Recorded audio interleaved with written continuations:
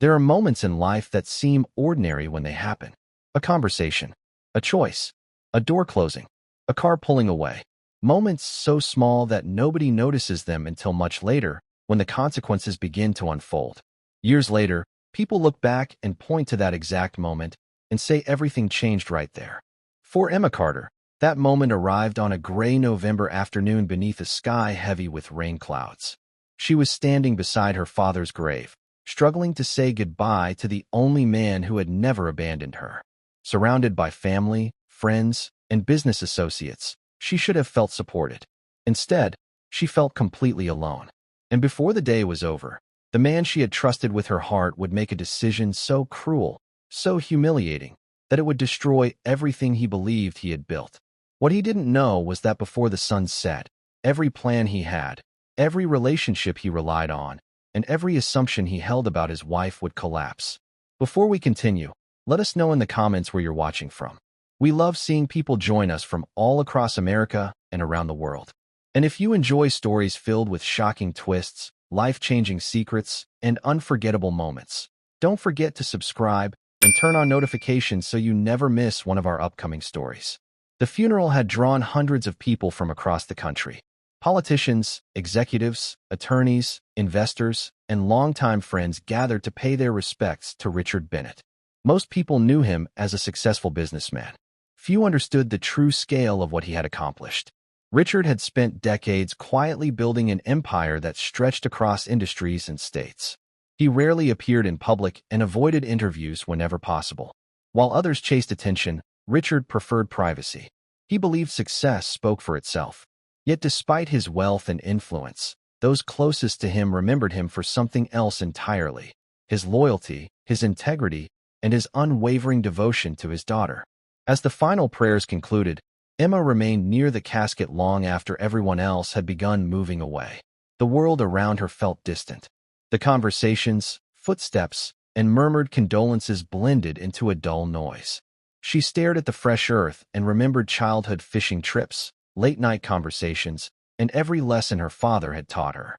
She remembered the way he always seemed to know exactly what to say whenever life became difficult. She remembered his laugh, his patience, and his belief in her. And now he was gone. What Emma didn't notice was that her husband, Ethan Walker, had barely spent any time near her throughout the service. While she mourned, Ethan stood several yards away beside a woman named Vanessa Blake. Vanessa worked with Ethan and had become a regular presence in their lives over the past year. At first, Emma had tried to ignore the growing discomfort she felt whenever Vanessa was around.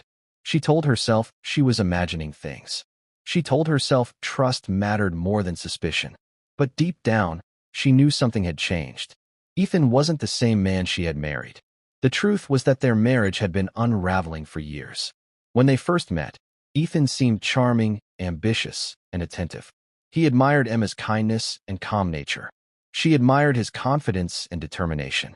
They married after 2 years of dating and spent the first few years believing they would build a future together. But somewhere along the way, something shifted. Ethan became increasingly obsessed with status, money, and appearances. He measured success by what others thought of him.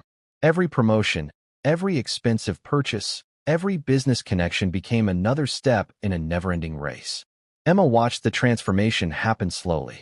The man who once valued relationships above everything else began treating people like opportunities.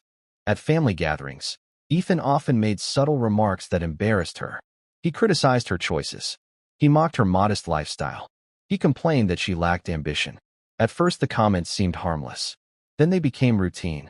Eventually, they became part of everyday life. Emma endured them quietly because she believed marriages required patience. She believed people could change. Most importantly, she believed the man she had fallen in love with was still somewhere beneath the person Ethan had become. Richard Bennett noticed the changes too. Although he rarely interfered in his daughter's marriage, he paid close attention. There were moments when Ethan's behavior troubled him. Moments when he questioned whether Ethan truly appreciated the woman standing beside him. Yet Richard said very little. He believed people revealed themselves over time. He believed character could not be hidden forever, and he trusted that eventually the truth would emerge. By the time of the funeral, that truth was already becoming impossible to ignore. As guests slowly departed from the cemetery, Emma finally turned away from her father's grave. Her eyes were swollen from crying. Her heart felt unbearably heavy. She walked toward the black SUV waiting nearby. The vehicle belonged to Ethan. She expected to ride home with her husband. Instead, she found Ethan standing beside the open passenger door speaking quietly with Vanessa. When Emma approached, the conversation stopped immediately. For several seconds nobody said anything. Then Ethan glanced at Vanessa before looking back at Emma. "We don't have enough room," he said. Emma frowned. "What do you mean?" Ethan shifted uncomfortably.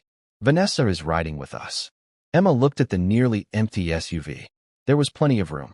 The silence that followed felt endless. Finally, Ethan spoke again. "You can take a cab." Emma stared at him, certain she had misunderstood.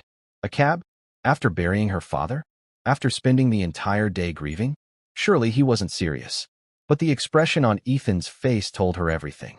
Vanessa avoided eye contact. Ethan opened the passenger door for her. And without another word, Vanessa climbed into the vehicle. The humiliation hit Emma like a wave. Around her, several remaining guests exchanged uncomfortable glances. Nobody intervened. Nobody spoke. Within moments, the SUV door closed, the engine started, and the vehicle drove away, leaving Emma standing alone in the cemetery parking lot. If Ethan had looked back, he might have noticed something unusual. He might have seen the elderly attorney approaching Emma from a distance. He might have noticed the envelope in the attorney's hand. He might have recognized that everything was about to change. But Ethan never looked back. The attorney introduced himself as Harold Jennings, a man who had worked alongside Richard Bennett for nearly 30 years. "Your father asked me to give this to you personally," he said. Emma accepted the envelope. On the front were 5 simple words written in her father's handwriting. "For Emma, when the time comes." Her hands trembled as she opened it. Inside she found a letter and an old brass key. The letter was short. "If you are reading this, then I am gone.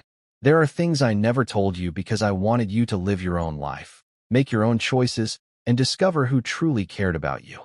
The key opens the final door. "Trust Harold. Follow the instructions. Everything you need is waiting for you. Love always, Dad." Confused and emotionally exhausted, Emma followed Harold to a waiting vehicle. Neither spoke much during the drive. The road stretched on for nearly an hour. Eventually, they approached enormous iron gates unlike anything Emma had ever seen. The gates opened automatically. Beyond them stood a sprawling estate that looked more like a private resort than a residence. Luxury vehicles lined the circular driveway. Security personnel stood near the entrance. Executives, attorneys, and advisors appeared to be waiting. As Emma stepped from the vehicle, something remarkable happened. Every single person stood, not out of obligation, out of respect. One executive greeted her with a slight nod. "Welcome home, Miss Bennett." Emma froze.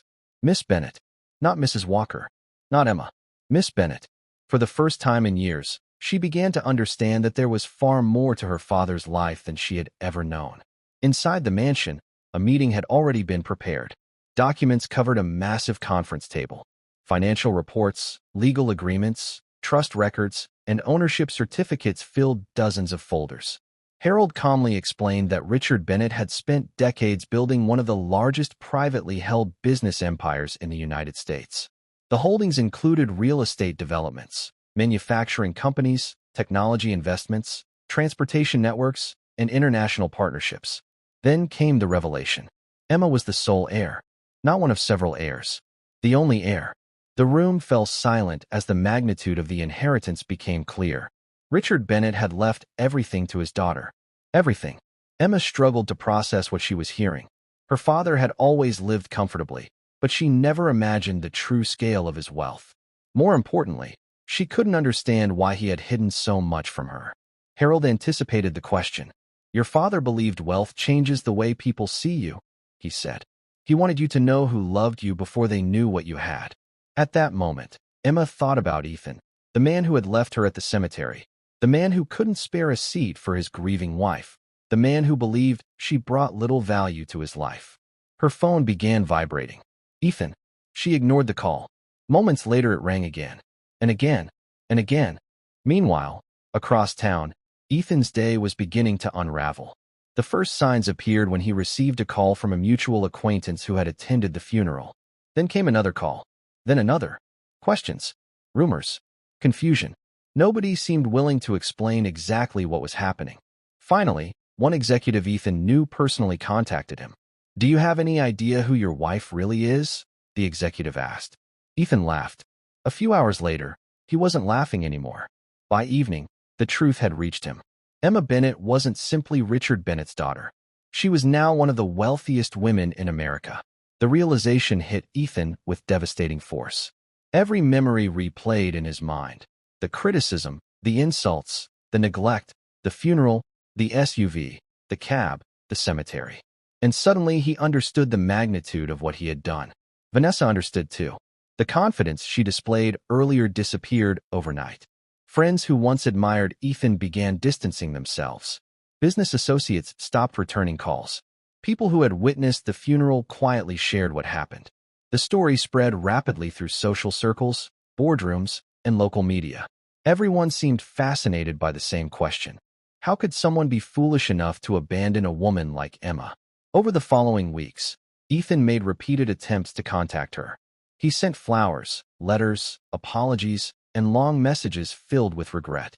He insisted he had made a mistake. He claimed stress had clouded his judgment. He promised to change.